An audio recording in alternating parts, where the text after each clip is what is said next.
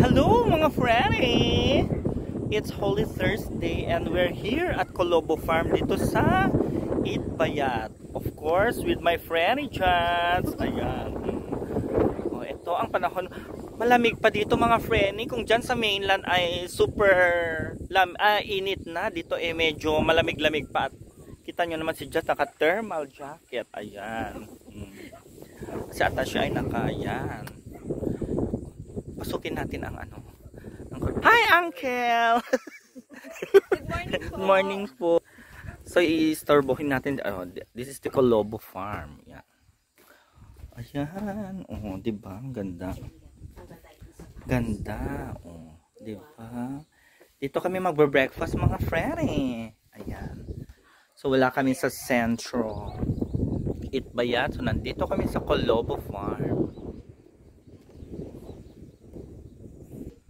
So, itong kanilang kubo, mga Freddy. Oh, ayan.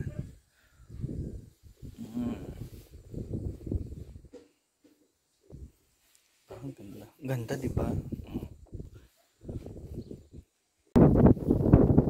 Welcome to Colobo Farm, mga Freddy. So, sabi dyan, great views are not meant to be captured. They are meant to be experienced. Discover nature. Discover yourself.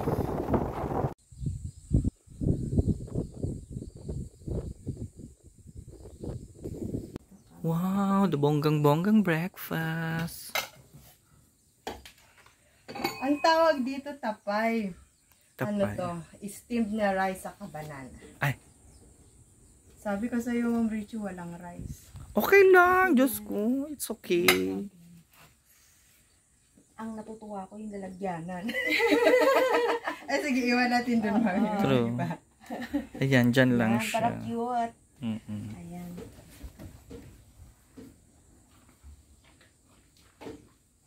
So, breakfast is ready, mga Freddy. Ganito lang naman ang breakfast namin. May Nilamig kayo? Lang Kaya talaga. sinara? yeah. Hindi ako so hindi ko makuha ng matino yung True. O, yan na mga Freddy, ang breakfast namin dito sa Colobo Farm. So, pwede kayong pumunta dito mag-breakfast or dinner.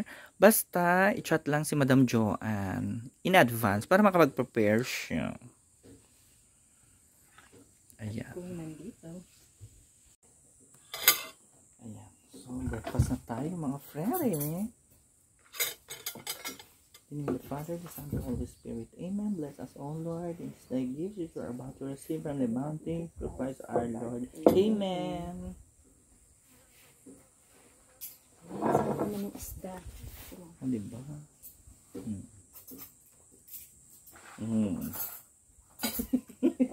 Arte-arte.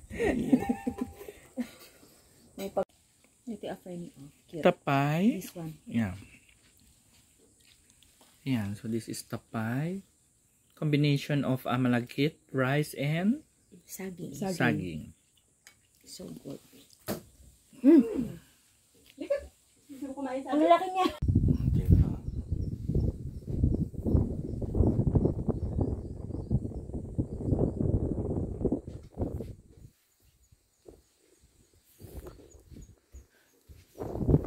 At paglabas mo, this is your view, mga Freddy.